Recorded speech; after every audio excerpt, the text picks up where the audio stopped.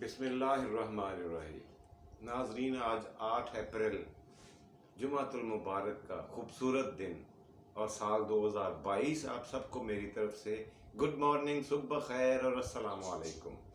جمعۃ المبارک کا مبارک اور متبرک دن ہم مومنین کے لیے عید کا دن کہتے ہیں۔ طہور و شطر الایمان، پاکی جو ہے، یعنی پاکیزگی جو ہے وہ آدھا ایمان ہوتی ہے، میرے آقا کا فرمان ہے۔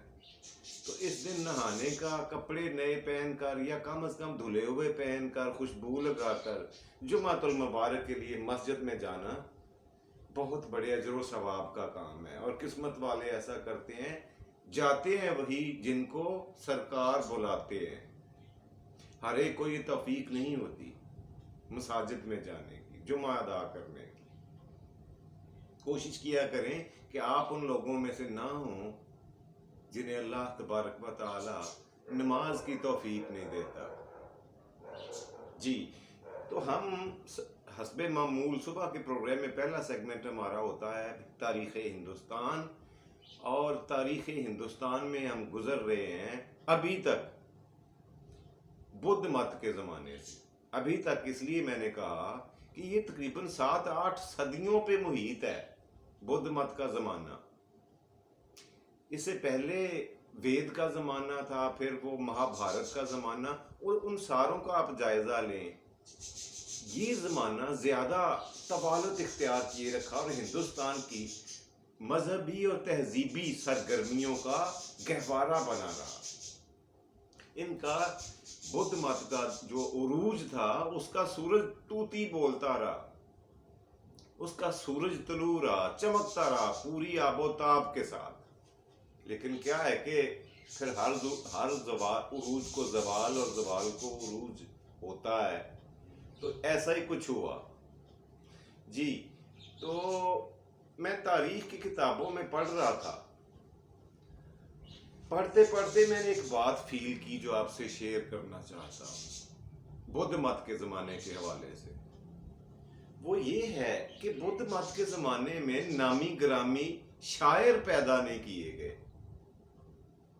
وہ شاعر جو وید کے زمانے میں بھی تھے، یعنی بہت پرانے زمانے میں، بدھ مت سے بہت پچھلے زمانے میں، پہلے زمانے میں، پھر مہا بھارت کے دور میں، وہ جو قدآور بڑی مشہور شخصیات شعراء اکرام ہوتے تھے، انہوں نے دوبارہ جنم نہیں لیا، مطلب اس طرح ان کے قد کاٹ کے، ان کے پیرائے کے، ان کے برابر کے یا ان سے بڑے شاعر ہندوستان میں پیدا نہیں ہوئے۔ بدھ مت کے زمانے کی بات کر رہا ہوں، لیکن اس کا مطلب یہ بھی نہیں ہے کہ بدھ مت کے زمانے میں ہندوستان میں علم و فضل کی یا علوم یا فنون کی قدردانی نہیں تھی۔ یہ غلط ہے۔ علوم و فنون کی قدردانی بدرجہ اتم موجود تھی، بہت بڑی ساری خدمات سر انجام دی گئی اس معاملے میں، لیکن واللہ عالم کہ کیوں شاعری پہ ان لوگوں نے کوئی خاص خاطر خواہ توجہ نہیں دی، اس کی ترویج کے لیے، اس کی بڑھوتی کے لیے، اس کو آگے بڑھانے کے لیے انہوں نے کوئی قدم نہیں اٹھایا۔ بہرحال وہ ایک علیحدہ سے چیپٹر ہے، ایک علیحدہ سے سبجیکٹ ہے کہ ہندوستان میں اس دور میں، وید کے دور کے بعد بدھ مت کے دور کی بات کر رہا ہوں، شاعر کیوں نہیں پیدا کیے گئے یا کیوں پیدا نہیں ہوئے، اس کے بارے میں میں کھوج لگانے کی کوشش کر رہا ہوں۔ اگر میرے ہاتھ میں کوئی کلو آیا تو میں آپ سے ضرور شیئر کروں گا، لیکن یہ بات ہے کہ علم و فضل کے حوالے سے، تعلیمی خدمات کے حوالے سے وہ دور سنہری دور تھا بدھ مت کا۔ علم و ہنر کی انہوں نے حد درجہ انہوں نے خدمات کی ہیں، سروسز دی ہیں، ان کو فیسیلیٹیٹ کیا ہے، علماء اکرام کو، فاضل حضرات کو فیسیلیٹیٹ کیا ہے، ان کو مزید پڑھنے اور پڑھانے کے لیے مواقع فراہم کیے گئے سرکاری سطح پہ۔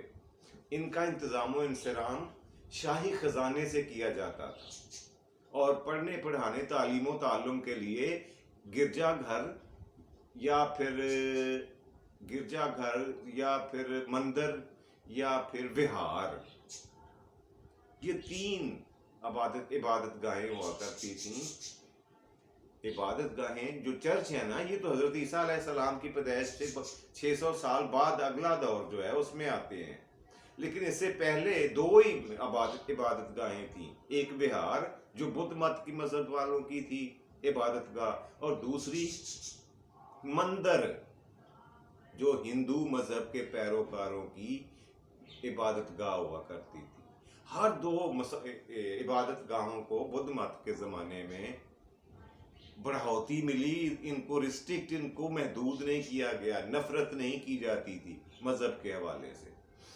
خیر آگے بڑھتے ہیں۔ دوسری بڑی اور مجھے جو خاص بات نظر آئی ہے بدھ مت کے زمانے کی، یہ ذہن میں رہے کہ حضرت عیسیٰ علیہ السلام سے 2 صدیاں پہلے سے لے کر 5-6 صدیاں بعد تک کا جو ایرا ہے، جو زمانہ ہے، اسے بدھ مت کہتے ہیں۔ یہ بار بار بتا چکا ہوں، اور وید اور مہا بھارت کے بارے میں جو لوگ نہیں جانتے، اب انہیں سمجھ نہیں لگے گی میں کیا کہہ رہا ہوں، وہ نیچے دیے ہوئے لنک پہ جائیں اور جا کر پچھلی قسطیں دیکھیں۔ ہم اللہ کے فضل سے تقریباً 50 نصف سینچری قسطوں کی مکمل کر چکے ہیں۔ تو اگر کوئی جاننا چاہے، کسی کو شوق اور شغف ہو، شائق ہو یا چاہت ہو، کسی کو تاریخ سے لگن ہو، لگاؤ ہو، تو وہ پچھلی قسطیں ملاحظہ فرما لے، اس کو ڈھیر ساری باتیں پتہ چل جائیں گی۔ جی، تو میں بات کر رہا تھا دوسرے اہم بات کی بدھ مت کے زمانے کی، وہ تھی جانوروں کو نہیں مارتے تھے بدھ مت کے پیروکار۔ نو، ان کا قتل عام جانوروں کا بالکل نہیں کرتے تھے، یہ گناہ کبیرہ سمجھتے تھے۔ نہ صرف خود اوائڈ کرتے بلکہ دوسروں کو بھی حتی الوسع کوشش کرتے کہ کوئی اور بھی آ کے ان کو نہ مارے۔ تاریخ سے پتہ چلتا ہے کہ جن جن علاقوں میں بدھ مت کے پیروکار زیادہ تھے وہاں پہ جنگلی حیات زیادہ محفوظ رہی، اور جہاں پہ ہندوازم کے پیروکار زیادہ تھے وہاں اس کی کوئی خاص قدردانی نہیں کی گئی۔ وہاں پہ جنگلی جانوروں کا شکار کھلے عام ہوتا، چھپ چھپا کے بھی نہیں ہوتا، لیکن بدھ مت والوں نے جبرن ایسا منع کیا۔ ان کو منت کرنی پڑی یا پھر زبردستی منع کرنا پڑا، انہوں نے کیا کہ جانوروں کو قتل نہ کرو، یہ بھی اللہ کی مخلوق ہیں، ان میں بھی جان ہوتی ہے، روح ہوتی ہے، ان کے بھی ہماری طرح سے بچے ہوتے ہیں، فیملیاں ہوتی ہیں۔ مختلف دلائل دیتے تھے، مختلف توجیحات بتاتے تھے کہ کیوں انہیں مارنا مناسب نہیں ہے۔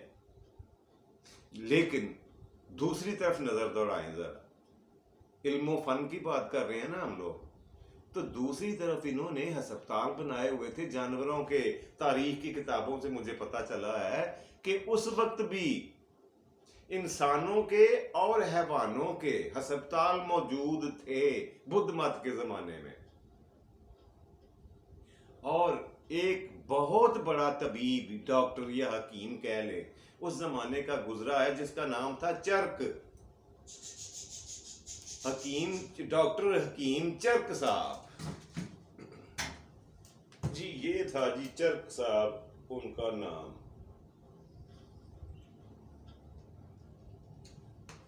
جی یہ چرک، ان صاحب نے تقریباً 100 سے زائد کتابیں لکھی ہیں، 100 سے زائد کتابیں لکھی ہیں چرک نے، اور ان سے استفادہ کرتے کرتے آج بھی میں نے دیکھا ہے کہ بہت سے لوگ اس سے رجوع کرتے ہیں ان کتابوں سے۔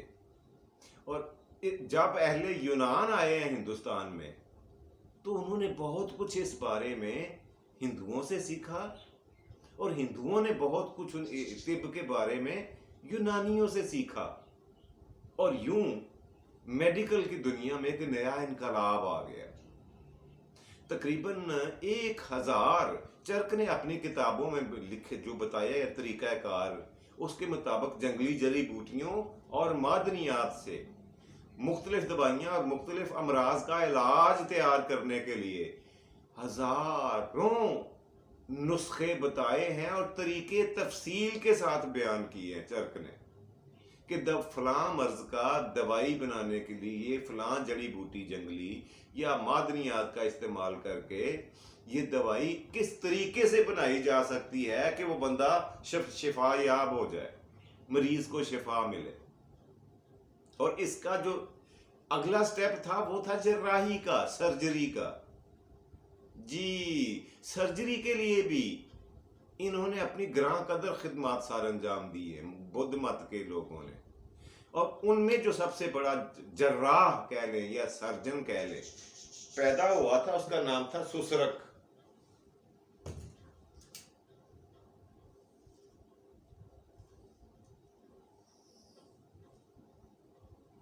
سسرک یہ صاحب تھے جی جنہوں نے جراحی میں نام پیدا کیا، یعنی کانٹ چھانٹ میں. اور اس نے اپنی کتابوں میں مزیداری کی بات یہ ہے کہ جو ان صاحب کی کتابیں ہیں، انہوں نے اس میں تقریباً 100 آلات جراحی کا بنانے کا طریقہ اور ان کے استعمال کا طریقہ بتایا. اب بتائیں کہ یہ بدھ مت کے زمانے میں صدیوں پرانا دور،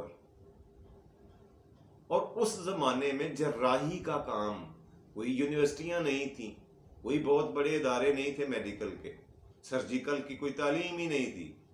لیکن اللہ جانے یہ بندے کہاں سے سیکھ گئے، کیسے سیکھ گئے کہ ان کو جو میں نے اس کی آلات جراحی یعنی سرجیکل انسٹرومنٹس کے بارے میں پڑھا ہے، ایسے آلات بھی اس بندے نے، سسرک نے بنائے. جو ہمارے انسانی سر کا بال ہوتا ہے نا، اس کو پکڑ کر سینٹر سے کٹ لگا کے بال کو 2 حصوں میں تقسیم کیا جا سکتا تھا. آپ خود اندازہ لگا لیں کہ وہاں پہ جراحی کا کیا عالم ہوگا. اور ایک ایسے زمانے میں جہاں پہ علوم و فنون یا یونیورسٹیز کا کوئی عمل دخل ہی نہیں تھا، نہ کوئی اتنے نامی گرامی اساتذہ تھے، نہ کوئی اتنے پروفیشنل لوگ تھے. اور اس طرح کا اوزار بنا لینا سرجیکل کے، یہ ان کے لیے واقعی اعزاز کی بات ہے. اور بعد میں آنے والے وہی یونانیوں اور اہل عرب، 2 قومیں، یونانی اور اہل عرب دونوں نے میڈیکل کے حوالے سے اور سرجیکل کے حوالے سے ہندو بدھ مت کے لوگوں سے، ہندوستانیوں سے بہت کچھ سیکھا. گو کہ یونانیوں سے بھی بہت کچھ سیکھا انہوں نے. انڈین لوگوں نے یونانیوں سے بھی سیکھا. طب کے علم میں وہ بھی یکتا تھے، ماہر تھے، لیکن بہت ساری باتیں انہیں تب معلوم ہوئیں جب وہ یہاں ہندوستان میں آئے. تو آپسی معلومات کے تبادلے کے نتیجے میں طبی علوم و فنون کو ایک قسم کا نیا چڑھاؤ ملا، ایک نیا روح پھونکی گئی، اس میں نئی روح. جی تو اس کے بعد کیا ہوتا ہے کہ چلتے چلتے ہزاروں پھر سٹوڈنٹس پیدا کیے انہوں نے وہ علم و فن جو میڈیکل کا تھا یا پھر جراحی کا تھا اپنے تک محدود نہیں رکھا. یہ میں ان کی اس لیے تعریف کرتا ہوں کہ عام طور پر آج بھی دیکھیں کسی کے پاس اگر کوئی اچھا نسخہ ہے نا، ہومیوپیتھک کا ہو یا یونانی دوائیوں کا ہو، وہ کبھی کسی دوسرے کو بتاتا نہیں ہے. اسے لے کے قبر میں چلا جائے گا لیکن علم نہیں پھیلائے گا. بری بات. ان لوگوں کے بارے میں جتنا میں نے پڑھا ہے، انہوں نے جو کچھ بھی ان کے پاس تھا انہوں نے اگلی نسل میں شفٹ کیا، بلکہ کتابوں میں لکھ دیا کہ جاؤ یہ آلات بنانے کا فلاں دھات کے ساتھ یہ آلات اس طرح سے بن سکتا ہے اور اس کا استعمال اس طرح سے کرنا ہے، اور کس آپریشن میں، کس سرجیکل یونٹ میں اور کس قسم کی سرجری کے دوران ان اوزاروں کا استعمال کرنا ہے. کمال ہے. انہوں نے خیر اپنے شاگردوں کے حوالے سے بہت کچھ کیا کہ ان کو گراں قدر خدمات ان کی یہ تھیں کہ انہوں نے وہ کتابیں جو لکھی تھی، جو اپنے پاس تجربے کا نچوڑ تھا دونوں کے، ایک طب کا اور دوسرا جراحی کا، سرجیکل کا اور میڈیکل کا، دونوں اپنے کتابوں کے ذریعے اپنی بعد کی آنے والی نسلوں کے لیے بہت قیمتی اثاثہ چھوڑ کر گئے. جی یہیں پہ میرا خیال ہے آج کے پروگرام کا پہلا سیگمنٹ کلوز کرتے ہیں. تاکہ ہمارا پروگرام لمبا نہ ہو جائے. اور مجھے کیمرے کے پیچھے سے اشارہ بھی ہو رہا ہے کہ جی اسے کلوز کریں پہلے سیگمنٹ کو. جی آج کا پہلا سیگمنٹ یہیں پہ روکتے ہیں. پروگرام کا دوسرا اور بہترین سیگمنٹ ہے آج کا لفظ.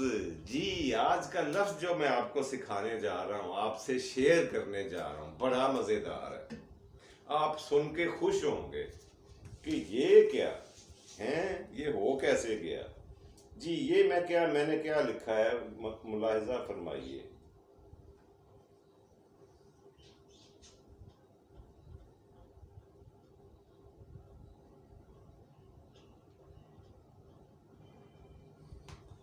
جی متوفی, آپ نے بالکل ٹھیک پڑھا ہے. جی یہ میں نے لکھا ہے متوفی. اچھا متوفی کا کیا مطلب ہوتا ہے؟ ہمارے یہاں ہمارے دور میں بچپن سے لے کے اب بڑھاپے تک ہم یہی لکھتے سنتے اور دیکھتے آئے ہیں کہ متوفی کا مطلب ہے وہ بندہ جو فوت ہو چکا ہو. ایسا ہی ہے نا, جو سراسر غلط ہے. متوفی کا یہ مطلب ہی نہیں ہے. یہ ترجمہ ہم نے پتہ نہیں کب کہاں سے اور کیسے ہماری درسی کتابوں میں لکھا ہوا ہے یہ لفظ مرے ہوئے بندے کے لیے متوفی کا. اور ہمارے اساتذہ اکرام, خیر وہ بھی اللہ ان کو غریق رحمت کرے, اور جو زندہ ہیں اللہ پاک ان کو صحت دے, لیکن انہوں نے بھی, ان کے لیے بھی ایسے تھا کہ انہوں نے بھی کتابوں سے ہی سیکھا, اور ہم نے بھی کتابوں سے ہی سیکھ رہے ہیں زیادہ تر.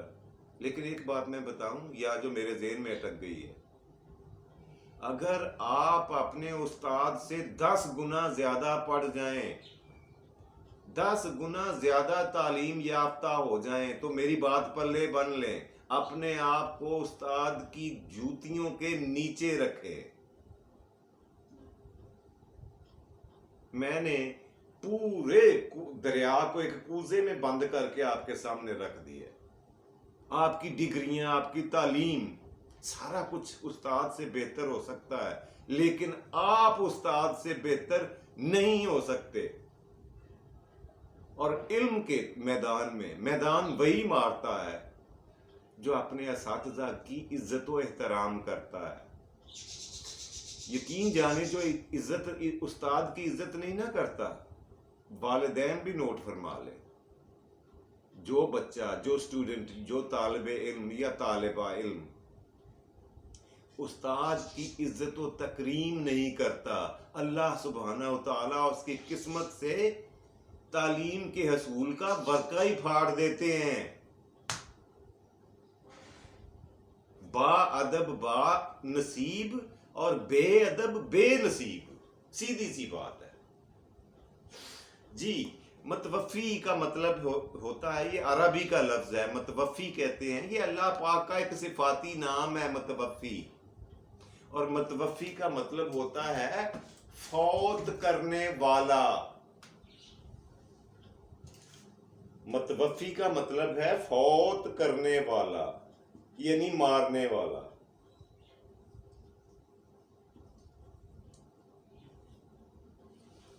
یہ ہے جی اس کا عربی میں اصلی مطلب, ترجمہ اور ٹرانسلیشن اس کی یہ ہے. فوت کرنے والے کو متوفی کہتے ہیں, یہ اللہ سبحانہ و تعالیٰ کا صفاتی نام ہے. جی اگلا اسی سے ملتا جلتا لفظ, ابھی یہ تکمیل نہیں ہوئی اس لفظ کی. نو ابھی میں نے آپ کو کاؤنٹر پارٹ یعنی آدھا حصہ سمجھایا ہے, بتایا ہے. اگلا حصہ نوٹ فرمائیں. اگلا حصہ یہ ہے, اسی لفظ کو متوفی کو اس طرح سے لکھیں. جی یہ میں نے کیا لکھا ہے, یہ میں نے لکھا ہے متوفا. یہ کے اوپر کھڑی زبر ہے. متوفا کا مطلب ہوتا ہے وہ شخص جو فوت ہو گیا ہو, اور جو فوت کرنے والا ہے یعنی اللہ سبحانہ و تعالیٰ وہ متوفی ہے. فوت مرا ہوا شخص متوفا ہوتا ہے عربی کے زبان میں. اور یہ اس طرح کی غلطی کرنا مناسب نہیں ہے جو ہم کرتے ہیں اور کرتے آئے ہیں. میں نے جس سے بھی سنا ہے بچپن سے بڑھاپے تک, وہ متوفی کا مطلب فوت شدہ ہی ہوتا ہے, لیکن اب آ کے عقل آئی ہے، جانکاری ہوئی ہے کہ یہ کتنا غلط کرتے رہے ہیں، لکھتے بھی رہے، پڑھتے بھی رہے، سنتے بھی رہے، کہ بہرحال جو کچھ میری نظر سے گزرا میں نے آپ سے شیئر کر دیا.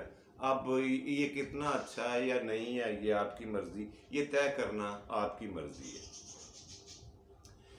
جی تو آج کا لفظ مکمل ہوا، تو آج چلتے ہیں اگلے اور آخری سیگمنٹ کی طرف آج کے پروگرام کا، اور وہ ہے آج کی بات. جی آج کی بات جو آپ سے شیئر کرنے جا رہا ہوں بڑی مزے کی ہے. آج کی بات یہ ہے کہ اختلاف جو ہوتا ہے نا، اختلاف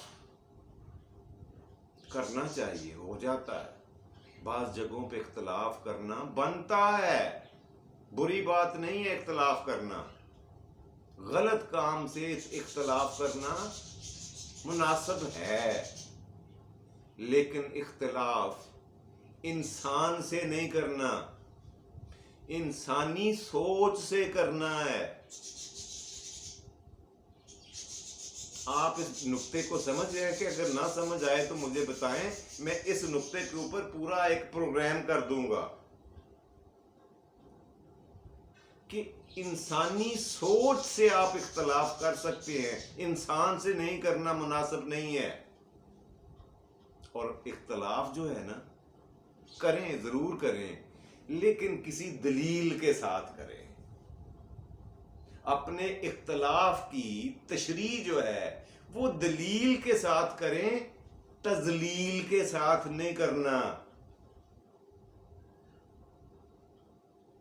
جی اگر آپ کے پاس دلیل کوئی نہیں نا اختلاف کے لیے، تو پھر یقین جانیے کہ خاموشی بھی ایک عبادت ہوتی ہے.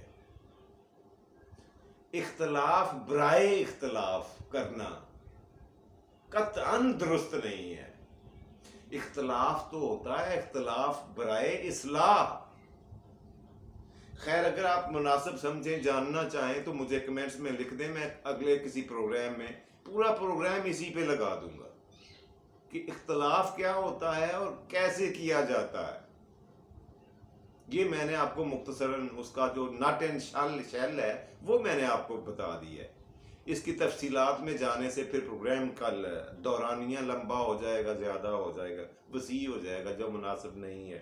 بہرحال پروگرام کے وقت تو ختم ہوا، تینوں سیگمنٹ میں نے مکمل کر دیے، لیکن آخر میں چھوٹی سی بات اپنے بابا جی کی، سیانے بابا جی کی بات کرتا چلوں تاکہ آپ کے چہروں پہ مسکراہٹ آئے. سیانے بابا جی کہتے ہیں، مجھے کہتے ہیں، کل کہا انہوں نے، پتر مجھے روز کہتے ہو بابا جی کچھ بتاؤ کچھ بتاؤ، آپ آج مجھے ایک سوال کا جواب دو. میں نے کہا بابا جی پوچھیں، میں اپنی عقل و فہم کے مطابق چھوٹی موٹی عقل کا مالک ہوں، میں جب آپ کو بات بتاؤں گا. کہنے لگے یہ بتاؤ کہ انسان کی شناخت کس چیز سے ہوتی ہے. میں نے کہا بابا جی قوم سے ہوتی ہے شناخت. کہتے ہیں نہیں. میں نے کہا پھر امیری غریبی سے ہوتی ہے. کہتے ہیں نہیں. میں نے کہا پھر تعلیم سے ہوتی ہوگی، اعلیٰ تعلیم یافتہ ہو. آندہ نہیں. میں نے کہا تو پھر مجھے آپ ہی بتا دیں کہ ان ساری چیزوں سے اگر انسانی شناخت نہیں ہوتی تو پھر ہوتی کس سے ہے. کہنے لگے الو بٹیا انسانی شناخت ہوتی ہے نادرا کے شناختی کارڈ سے. یہ تھا جی آپ کا پروگرام. خوش رہیں، خوش رکھیں، اپنا اور اپنے پیاروں کا ڈھیر سارا خیال رکھیں. اللہ سبحانہ و تعالی، اللہ جل شانہ سے دعا ہے اللہ سونا آپ کو آسانیاں عطا فرمائے اور آسانیاں تقسیم کرنے کی توفیق دے. مجھے اپنے میزبان جاوید اقبال کو دیجیے اجازت. السلام علیکم ورحمۃ اللہ وبرکاتہ. پاکستان زندہ باد.